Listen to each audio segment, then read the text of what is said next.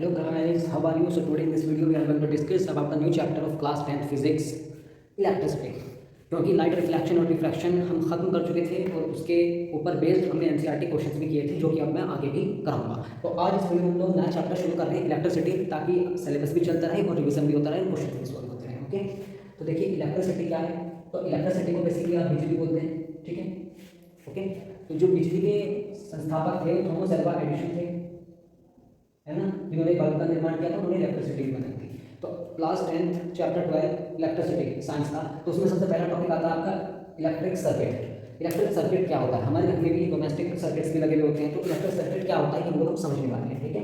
तो देखिए electric circuit में क्या होता है, एक कंटिन्यूसली और क्लोज पाथ होता है। एक कंटिन्यूसली लगाया उसमें इलेक्ट्रिक करंट के लिए, क्योंकि इलेक्ट्रिक करंट जो है उसमें कंटिन्यूसली फ्लो होता है। और क्लोज पाथ क्लास 7-8 में आपने पढ़ाई था, क्लास 7-8 के साइंस में आपने पढ़ाई था, फिजिक्स में वहाँ पे लास्ट के चैप्टर्स में, कि भाई जो करंट है वो close open circuit close circuit, तो जो करंट फ्लो होगा वो क्लोज सर्किट में फ्लो होगा, ना कि ओपन सर्किट में। अगर ओपन सर्किट में करंट फ्लो हो रहा है तो उसका मतलब वहाँ पे करंट आपका क्या है, जीरो है, करंट वहाँ पे जीरो है। ओके, तो ये क्या है, इलेक्ट्रिक सर्किट एक ऐसा डिवाइस है, एक ऐसा सर्किट है जिसमें बहुत सारे इलेक्ट्रिकल अप्लायंसेज, वायर्स और सेल बैटरी वगैरह इन्वर्टर वगैरह ये सब कनेक्टेड होते हैं, ठीक है ना। तो इसको आप it is a close continuously and closed path of an electric current, ठीक है। एंड इलेक्ट्रिक सर्किट कंसिस्ट किससे क्या क्या कंटेन करता है इलेक्ट्रिक सर्किट, उसमें इलेक्ट्रिकल डिवाइसेस होते हैं, इलेक्ट्रिसिटी के सोर्स होते हैं, वायर्स होते हैं, जो कि जो है हम स्विच के हेल्प से चलते हैं। ओके, तो ये आपका इलेक्ट्रिक सर्किट हो गया। बात कर लेते हैं इलेक्ट्रिक करंट की, बात कर लेते हैं इलेक्ट्रिक करंट की। तो क्या होता है इलेक्ट्रिक करंट, बताइए गाइस क्या होता है इलेक्ट्रिक करंट। कहते हैं ना कि करंट आ रहा है नहीं आ रहा है, तो करंट की वजह से बिजली क्रिएट हो रही है, इलेक्ट्रिसिटी क्रिएट हो रही है, ठीक है। तो सबसे पहले समझते हैं इलेक्ट्रिक करंट, हेड करेंगे इलेक्ट्रिक करंट। इलेक्ट्रिक करंट तो क्या होता है इलेक्ट्रिक करंट। मान लो एग्जांपल देने के बाद करूँगी, आपको कोई कंडक्टर है।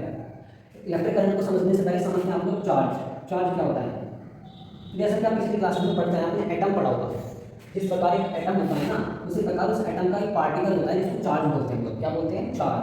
चार्ज दो तरीके के होते हैं, पॉजिटिवली और निगेटिवली। पॉजिटिवली जो चार्ज होते हैं उनको आप लोग प्रोटॉन बोलते हो, ये बात आपको पता है, ठीक है। और जो निगेटिवली चार्ज होते हैं उनको बोलते हैं आप लोग क्या, इलेक्ट्रॉन। ओके, प्रोटॉन आपका पॉजिटिव चार्ज, और एक इलेक्ट्रॉन पे कितना चार्ज होता है, एक इलेक्ट्रॉन पे इतना चार्ज होता है, केवल एक इलेक्ट्रॉन पे, ठीक है। तो चार्ज को आप लोग क्यू से नोट करते हैं, ठीक है ना। और जो इसकी यूनिट है, यूनिट इसकी कूलाम होती है। क्या होती है, कूलाम। कूलाम इसकी यूनिट होती है। तो हम लोग इलेक्ट्रिक करंट की बात कर रहे थे, तो इस पार्टिकुलर एरिया में यूनिट टाइम में जितना भी आपका चार्ज जाएगा, ठीक है, जितना भी चार्ज फ्लो होगा, फ्लो का मतलब बहना, वाटर फ्लो होता है ना, उसी प्रकार जितना भी आपका चार्ज फ्लो होगा यहाँ पे, वो आपका इलेक्ट्रिक करंट होगा यूनिट टाइम में। तो इसका फॉर्मूला बनाएंगे हम लोग। तो क्या फ्लो हो रहा है, करंट। करंट को आई से नोट करते हैं हम लोग, ठीक है ना। आई क्या फ्लो हो रहा है, क्यू, कितने टाइम में, टाइम टी में। ये आपका फॉर्मूला हो गया, ठीक है। इसमें लिखेंगे the rate of flow of charges in unit time is known as electric current, क्योंकि रेट आ गया तो टाइम भी आएगा, ठीक है ना, टी आ गया यहाँ पे। तो ये आपका इलेक्ट्रिक करंट हो गया। इलेक्ट्रिक करंट की यूनिट की बात कर लेते हैं, यहाँ से निकालते हैं यूनिट। चार्ज इसकी यूनिट, क्योंकि चार्ज वो कूलाम, क्योंकि यूनिट कूलाम, टाइम की सेकंड। सेकंड जब ऊपर जाएगी तो क्या हो जाएगा, कूलाम पर सेकंड, इस तरह लिख सकते हैं इसको। और कूलाम पर सेकंड को आप तो एम्पियर भी कह सकते हैं। और एम्पियर क्यों, क्योंकि इन्होंने इसकी खोज की थी, है ना। जो साइंटिस्ट किसी भी इंस्ट्रूमेंट के किसी की भी इन्वेंशन कर देता है, उसका नाम पे उस चीज को रख दिया जाता है। ओके, तो ये है। ओके, अब छोटी सी क्वांटिटीज की बात कर लेते हैं। 1 मिली एम्पियर में कितने एम्पियर होते हैं, 1 मिली एम्पियर में आपके 10 की पावर -3 एम्पियर होते हैं। इस बात को आप नोट डाल के लिख लेंगे।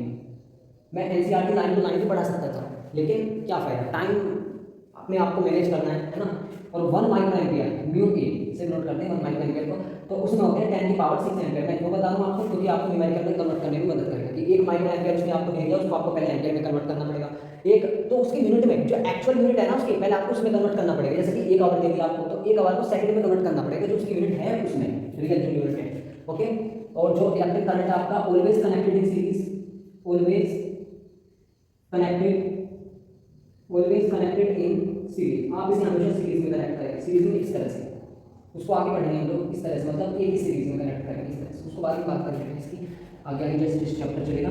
तो इलेक्ट्रिक करंट जो है क्या होता है, क्या बताने वाला था मैं, इलेक्ट्रिक करंट को आप इसमें कनेक्ट करते हैं। और इलेक्ट्रिक करंट को किस इंस्ट्रूमेंट द्वारा मेजर कर सकते हैं कि भाई इसमें इतना करंट जा रहा है, इस कंडक्टर में या इस इंस्ट्रूमेंट में इतना करंट जा रहा है। कैसे पता चलेगा, मेजर्ड बाय एमीटर।